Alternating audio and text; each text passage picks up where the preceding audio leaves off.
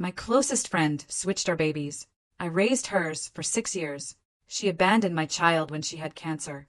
What if the worst day of your life, your child's cancer diagnosis, became the key that unlocked a 6-year-old lie, a monstrous betrayal by your best friend that stole not one, but 2 daughters? That's my story, and it all started with a phone call that shattered my world. My name is Jolene Harper, and I'm 34 years old.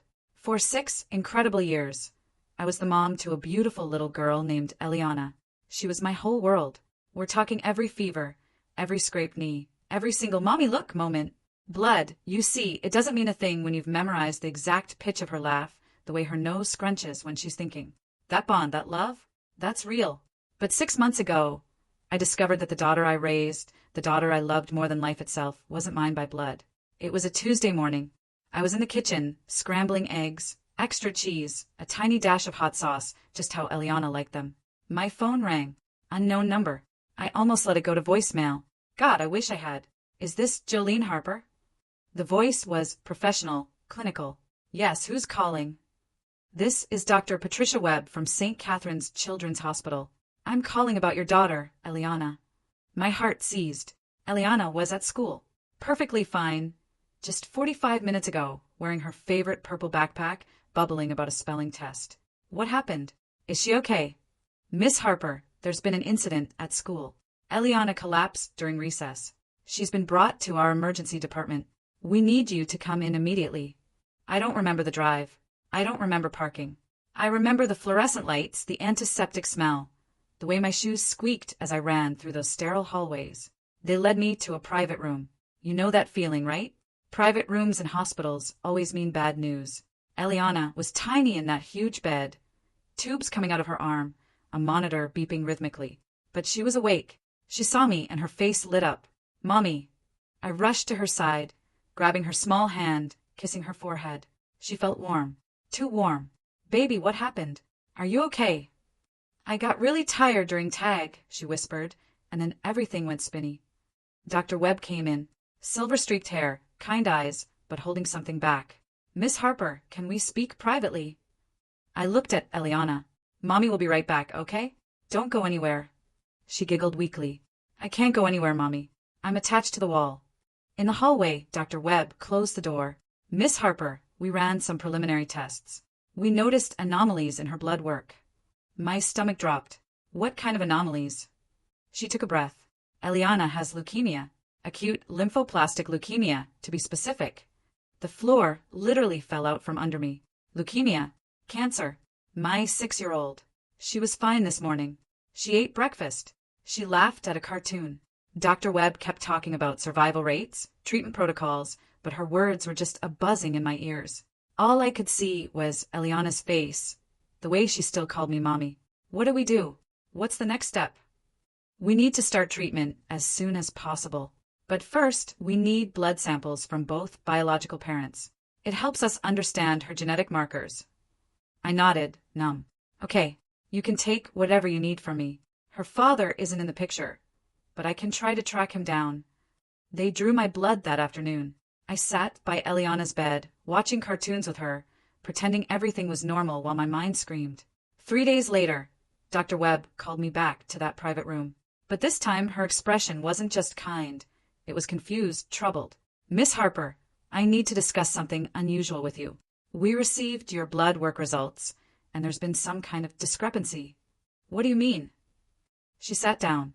According to our genetic analysis, you're not Eliana's biological mother. I laughed. Actually laughed. That's impossible. I gave birth to her. 19 hours of labor. I have the stretch marks to prove it. We ran the test 3 times, Miss Harper. There's no genetic match. You cannot be her biological mother. Then your tests are wrong. My voice rose. Machines make mistakes. People make mistakes. I was there. I held her the moment she was born. Dr. Webb leaned forward. Miss Harper, were there any other women who gave birth at the same hospital, around the same time as you? Anyone you knew personally? My blood ran cold. Because yes, there was. My best friend, Priscilla. She'd given birth to her daughter the same day as me. Same hospital. Same floor. Rooms right next to each other. We joked about it, called it fate, said our daughters would be best friends, just like us. Why are you asking me that? My voice was a whisper. Because if there was a mix-up at the hospital, we need to investigate. This would be an extremely serious matter. A mix-up, like my daughter being switched, was just a clerical error. A paperwork problem. I went home in a daze. I tucked Eliana into bed, read her favorite princess story, kissed her forehead, told her I loved her. Then I sat in the dark, trying to make sense of a world that no longer made any sense. I needed to call Priscilla. We'd been friends since college. Inseparable. Married around the same time, pregnant around the same time. Our due dates were only 2 days apart. I'd given birth first, Eliana coming into the world on a warm June morning. Priscilla went into labor that same afternoon, delivering her daughter Marisol that night. For 6 years, Eliana and Marisol had grown up together, practically sisters. But now I looked at photographs with new eyes. Eliana had dark, curly hair and olive skin. I'm blonde with fair skin. I'd always just assumed she took after her father, a man I divorced when Eliana was 2, who was mixed race. But Marisol, Priscilla's daughter? She had blonde hair, fair skin, blue eyes, just like me. My hands shook as I dialed Priscilla's number the next morning. Hey, I was just thinking about you. How's Eliana? I heard she was in the hospital. Is everything okay? Her voice was cheerful. Can you come over? I choked out. I need to talk to you about something in person. A pause. You're scaring me, Jolene. What's going on? Just come over, please. She arrived an hour later. I sat her down at my kitchen table and told her everything. The diagnosis, the blood tests, the genetic analysis. I watched her face, watched it more from concerned, to confused, to something I couldn't quite read. When I finished, she was silent. So, you're saying? She finally started, her voice barely a whisper. You're saying that Eliana might be my biological daughter and Marisol might be yours? I'm saying the hospital made a mistake, I said, my voice flat. They switched our babies. Priscilla stood up abruptly. That's insane. That doesn't happen. That's something from a movie. It happens more than people think. And think about it, Priscilla. Look at our daughters. Really look at them. What are you suggesting we do? She asked, pacing. We need to get tested. All of us. You, me, the girls. We need to know the truth. And then what? She asked, her voice cracking. What happens if it's true? We just swap kids. I give you back your daughter and you give me back mine? Like trading baseball cards. I don't know, I said honestly, tears streaming down my face. I don't have all the answers. But Eliana is sick. She has cancer. And if there's any chance that understanding her genetic background could help treat her, I need to know. I need every piece of information I can get. That argument convinced her. 2 days later, we were all at the hospital. Priscilla, Marisol, Eliana, and me. For people whose lives were about to change forever. The results came back a week later. The hospital had switched our daughters at birth. Eliana was Priscilla's biological child. Marisol was mine. I sat in Dr. Webb's office, staring at the paperwork. Genetic markers, percentages, scientific terminology that confirmed what I already knew in my heart. The daughter I had raised, the daughter I loved more than my own life, was not connected to me by blood. And somewhere across town, a little girl with blonde hair and blue eyes was walking around with my DNA, calling another woman mommy. Priscilla was crying. What do we do now? I don't understand what we're supposed to do. I don't want to do anything. I said, my voice raw. Eliana is my daughter. I don't care what any test says. I raised her. I love her. She's mine. And Marisol is mine. Priscilla quickly countered. I feel the same way. Nothing has to change. We made a pact that day. Biology didn't matter. We had both raised our daughters for 6 years. Those bonds were real. Those were the only bonds that mattered. We agreed we'd tell the girls the truth when they were older, when they could understand. But for now, nothing would change. We hugged. We cried. We promised each other we'd get through this together. I believed her. God, I was so stupid. For the next 3 months, Eliana went through chemotherapy. It was brutal. Watching your child lose her hair, watching her throw up, watching her go from this vibrant, energetic little girl to someone who could barely get out of bed. It broke something inside me, but I was there. Every single day, every single treatment, every single night when she cried because she didn't understand why she had to hurt so much. Priscilla came to visit a few times, brought flowers and stuffed animals, said all the right things. But I noticed something changing in her. a distance in her eyes when she looked at Eliana, like she was looking at a stranger. And then, 3 months into treatment, I got a call from a lawyer. Priscilla was filing for custody. Not of Eliana, her biological daughter who was fighting for her life. No, she was filing for custody of Marisol, my biological daughter, the one she had raised, the one who was healthy. I called Priscilla immediately. What is this? What are you doing? Her voice was cold, formal, like we had never been friends. I've thought about this a lot, Jolene, and I think it's best if Marisol knows her real mother. You are her real mother. You raised her. What happened to nothing has to change? What happened to biology doesn't matter? That was before I really thought about it. Marisol deserves to know where she comes from. She deserves to be with her biological family. And what about Eliana? I yelled. She's your biological daughter. Don't you want her? Silence on the other end. Eliana is very sick, Priscilla finally said, her voice dropping. And the treatments are expensive.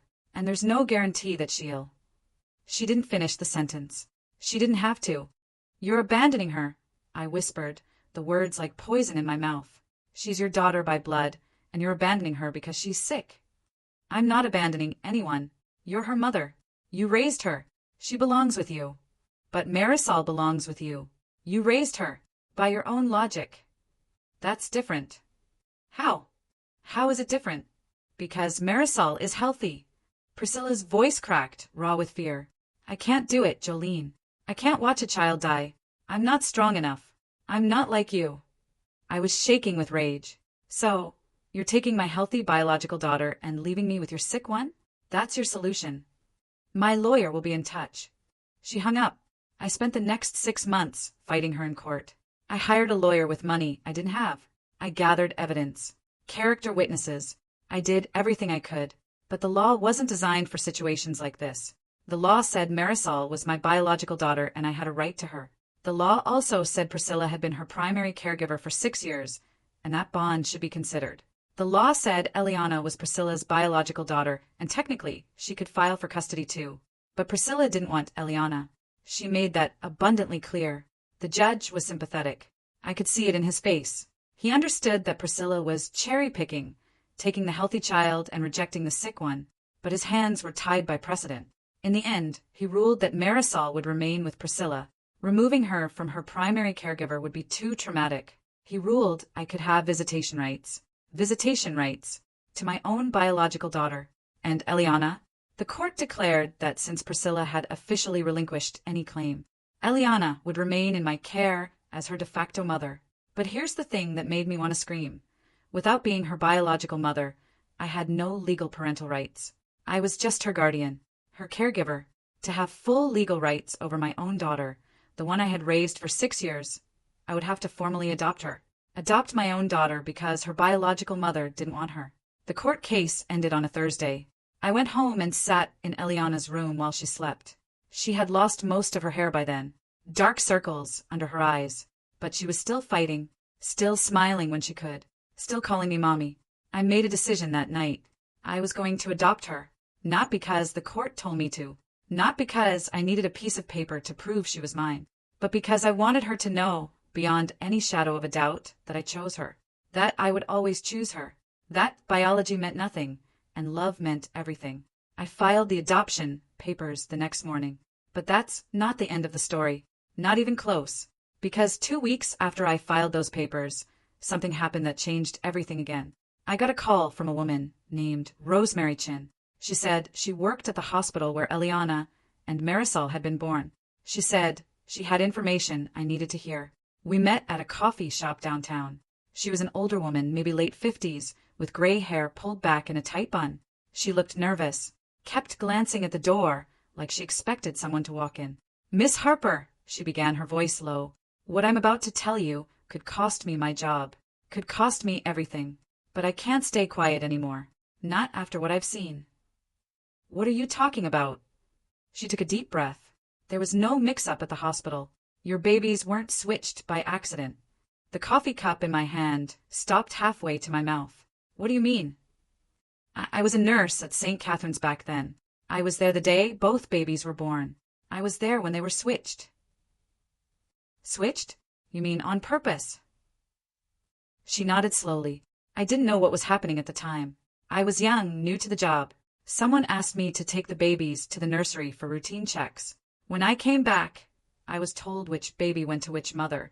I didn't question it. Why would I? Who told you? Who switched them? Rosemary's eyes filled with tears. Another nurse. Her name was Christine Banks. She's not at the hospital anymore. She retired a few years ago. Why would a nurse switch two babies?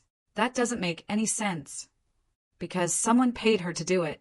I felt like I'd been punched in the stomach. Who? Who would pay to switch babies? Rosemary reached into her purse and pulled out an envelope. She slid it across the table. I found this after Christine retired. She had kept records. I think she always knew that what she did was wrong, and she wanted some kind of insurance in case it ever came out. I opened the envelope with trembling hands. Inside was a single piece of paper, a receipt, a bank transfer, $25,000 from Priscilla Montgomery to Christine Banks, dated 2 days after our daughters were born. I stared at the paper until the letters blurred. Priscilla. She paid someone to switch our babies. But why? We were friends. We had our daughters together. Why would she do this? Rosemary shook her head. I don't know her reasons. All I know is what's on that paper. I thought back to 6 years ago. Tried to remember anything that might explain this. And then it hit me. Priscilla and her husband, Jeffrey, had been having problems before the babies were born. I remembered her crying on my couch, worried their marriage wouldn't survive. Jeffrey had been distant, cold. And Priscilla had told me once, just once, that Jeffrey wasn't sure the baby was his. He had accused her of cheating. She had denied it, but the doubt had lingered between them like a poison. Jeffrey was a tall man with olive skin and dark hair, just like Eliana. And Priscilla was blonde, with fair skin and blue eyes, just like Marisol. If Priscilla had cheated on Jeffrey, if her baby came out looking nothing like her husband, he would know. The marriage would be over. But if somehow, by some miracle, her baby came out looking like her, and Jeffrey's doubts were erased, she hadn't wanted to give me her sick daughter. She had given me her daughter from the very beginning. The daughter she didn't want Jeffrey to see. The daughter who would have exposed her affair. I drove to Priscilla's house that same afternoon. I didn't call, didn't warn her. I just showed up at her door with a receipt in my hand. She opened the door, and her face went pale when she saw me. Jolene, what are you? I pushed past her into the house. Does Jeffrey know? What are you talking about? I held up the receipt. Does Jeffrey know that you paid a nurse $25,000 to switch our babies 6 years ago? The color drained from her face. She actually stumbled backward, catching herself on the hallway table. Where did you get that? It doesn't matter where I got it. What matters is that you lied. You've been lying this whole time. There was no hospital mix-up. You did this on purpose. Jolene, please let me explain. Explain what? That you gave me your baby because you didn't want your husband to know you cheated. That you've been playing the victim this whole time while my daughter gets sicker and sicker. She's not your daughter. Priscilla screamed, tears finally starting to fall. She's mine, and I didn't want her. I never wanted her. The words hung in the air, heavy and poisonous. I was scared, Priscilla continued, her voice breaking. Jeffrey was going to leave me. I had one moment of weakness with someone else, and I got pregnant, and I didn't know what to do. When she was born, and she looked nothing like Jeffrey, I panicked. I knew he would figure it out. And then you had your baby the same day, and she was beautiful and blonde, and she looked just like me. And I thought, you thought you would just trade. I finished for her, my voice laced with disgust. Like we were exchanging gifts. I thought I was solving a problem. I thought no one would ever know. Our daughters would grow up together anyway. What difference did it make? I stepped toward her. I raised your daughter, Priscilla. I loved her. I held her through every fever, every nightmare, every first day of school. And now she has cancer. And you won't even look at her because she reminds you of your mistake. I can't help how I feel. No, but you could have been honest. You could have told me the truth 6 years ago. You could have let me raise my own daughter. And what? Let me raise the evidence of my affair. Let Jeffrey find out. Let my marriage fall apart. Your marriage fell apart anyway. I bit out. You and Jeffrey divorced 3 years ago. She had no response to that. I left her house that day with more questions than answers. I had the proof of what she'd done, but I didn't know what to do with it. I hired a new lawyer, a better lawyer, one who specialized in cases exactly like this. Her name was Victoria Reyes, and she was the most intimidating woman I had ever met. Sharp suits, sharper eyes. She looked at the receipt and nodded slowly. "This changes everything," she said. "This isn't a hospital error anymore. This is deliberate fraud, possibly criminal." "What does that mean for my case?" "It means we have grounds to revisit the custody ruling. It means we can argue that the original arrangement was obtained through deception. And it means Priscilla could face serious legal consequences." "I don't care about legal consequences," I told her, my voice firm. "I just want my daughters. Both of them." Victoria smiled. "Then let's make that happen." We filed new papers the next week. A motion to revisit custody based on newly discovered evidence. A petition for full custody of both Eliana and Marisol. And a civil suit against Priscilla for emotional distress and fraud. Priscilla tried to fight it. She hired her own lawyers, denying everything. She claimed the receipt was fake, that Rosemary was lying, that I was just a bitter woman trying to steal her daughter. But the evidence was overwhelming. Victoria tracked down Christine Banks, the nurse who had made the switch. She was living in a retirement community in Florida. When confronted, she confessed everything. Said she had felt guilty about it for years. Said she would testify if needed. We also found Jeffrey, Priscilla's ex-husband. He was living in another state now, remarried with a new family. When Victoria told him what Priscilla had done, he was devastated. "I always wondered," he told us. "Marisol never really looked like either of us, but I loved her anyway. I thought that's what fathers did." He agreed to provide a statement for the court. Another witness to Priscilla's deception. The new custody hearing was scheduled for a Monday in October. Eliana was still going through treatment. She had good days and bad days. On good days, she would ask me why we kept going to see lawyers. On bad days, she was too tired to ask anything at all. Marisol had been told something was happening, but not the details. She was confused, scared. She didn't understand why her mommy and her Aunt Jolene weren't friends anymore. I saw her once before the hearing. Priscilla had agreed to a supervised visitation. Marisol ran up to me and hugged me like she always did. "Aunt Jolene, Mommy said you're mad at her. Are you mad at me too?" I knelt down and looked into her eyes. My eyes, blue with little flecks of gold. "I could never be mad at you, sweetheart. Never.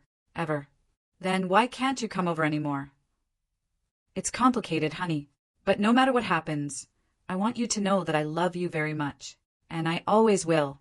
She hugged me again. "I love you too, Aunt Jolene." The day of the hearing arrived. The courtroom was fuller than before. Victoria had filed everything she had. The receipt, Christine Banks' testimony, Jeffrey's statement, medical records showing Priscilla had accessed the hospital nursery the night our babies were born. Priscilla sat on the other side of the courtroom, surrounded by her lawyers. She wouldn't look at me. The judge this time was a woman named Patricia Coleman. She had a reputation for being fair but tough. She had reviewed all the evidence before the hearing. "This is one of the most disturbing cases I've seen in my 20 years on the bench," she began. Her voice cut through the silence. "The evidence clearly shows that Miss Montgomery deliberately arranged for her biological daughter to be switched with Miss Harper's biological daughter at birth. This wasn't an accident. This wasn't a hospital error. This was a calculated act of deception that has had devastating consequences for everyone involved." She turned to Priscilla. "Miss Montgomery, do you have anything to say for yourself?" Priscilla's lawyer stood up. "Your Honor, my client deeply regrets the choices she made 6 years ago. She was young, she was scared, and she made a terrible mistake. But she has been a loving mother to Marisol for 6 years. Removing the child from her care now would be traumatic and harmful." Judge Coleman's expression didn't change. "Let me understand this correctly. Your client deliberately gave away her biological daughter to avoid the consequences of her own infidelity. She then raised another woman's biological daughter as her own. When the truth came out, she attempted to keep the healthy child while abandoning the sick one. And now you're asking me to consider her feelings." The lawyer had no response. "I have also reviewed the medical records," Judge Coleman continued. "I see that Eliana Harper has been diagnosed with leukemia and is currently undergoing treatment. Miss Montgomery, as Eliana's biological mother, were you aware that certain genetic factors could be relevant to her treatment?" Priscilla finally spoke. Her voice was small, barely audible. "Yes. And did you offer to provide any genetic information or medical history that might help her doctors?" "No. Why not? Silence. Miss Montgomery, I asked you a question. Because I didn't want to get involved, Priscilla whispered. I didn't want anyone to know she was mine. The courtroom went dead quiet. Judge Coleman took off her glasses and rubbed her eyes. In all my years, I have never seen such a profound failure of basic human decency. You rejected your own child because she was sick and because she was evidence of your affair. You tried to keep a child that wasn't yours because she was healthy and convenient. You lied, you manipulated, and you showed absolutely no regard for anyone but yourself. She turned to me. Miss Harper, it's clear that you have been the victim of an extraordinary injustice. You raised a child believing she was yours, and you have continued to care for her even after learning the truth. You have shown more love and dedication than anyone could reasonably expect. She paused. It's also clear that Marisol has developed a bond with you, even without knowing your biological connection. Multiple witnesses have testified that she refers to you as her favorite aunt and asks about you frequently. Judge Coleman shuffled her papers. After careful consideration of all the evidence, I am ruling as follows. First, Miss Harper's petition to adopt Eliana is approved. From this day forward, Eliana will be legally recognized as Miss Harper's daughter in every sense of the word. Tears streamed down my face. Second, custody of Marisol is hereby transferred to Miss Harper. Given the circumstances of this case, I find that Miss Montgomery obtained custody through fraud and deception. She is not fit to be a parent to either child. A gasp went through the courtroom. Panicked, Priscilla's lawyers erupted in objections. Judge Coleman held up her hand. I'm not finished. Third, I am referring this case to the district attorney's office for potential criminal charges against Miss Montgomery and Christine Banks. What happened here was not just wrong, it was illegal. She looked at Priscilla one last time. You wanted to protect yourself from the consequences of your actions. Instead, you've lost everything. I hope you understand that you did this to yourself. She banged her gavel. Court is adjourned. I don't remember much of what happened next. I remember Victoria hugging me. I remember Priscilla being led away by her lawyers, crying. I remember walking outside into the autumn sunshine and realizing that for the first time in months, I could breathe. Both my daughters were coming home. The next few weeks were a blur of paperwork and transitions. Eliana was still in treatment, but she was responding well. The doctors were optimistic. Marisol was confused at first.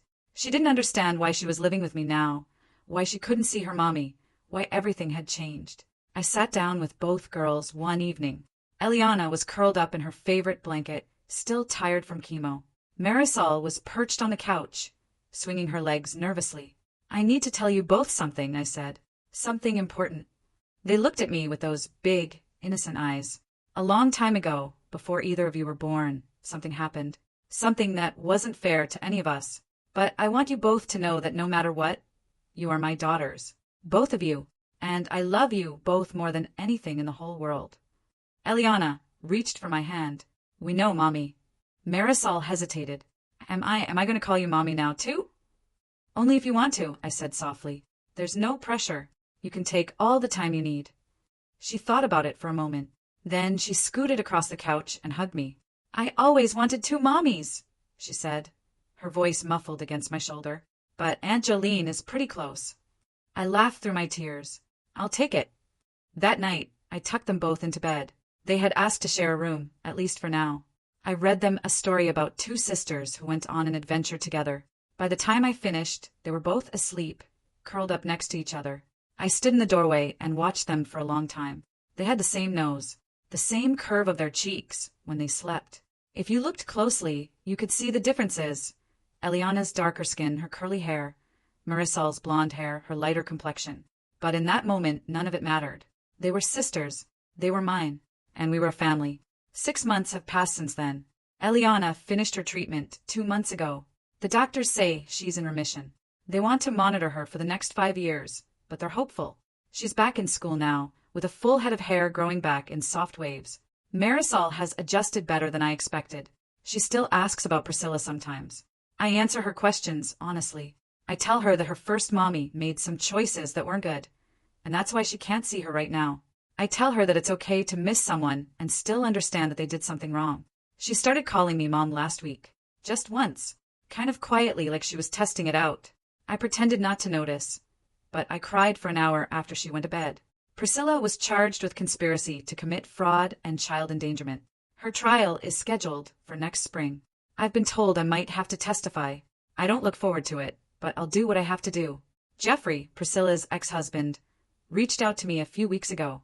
He wanted to meet. Turns out, even though she's not his biological daughter, he spent the first 2 years of her life thinking she was. And he wants to be part of her life if I'll allow it. I haven't decided yet. I want to do what's best for her, and I'm not sure what that is. As for me, I'm learning to live with everything that happened. Some days are harder than others.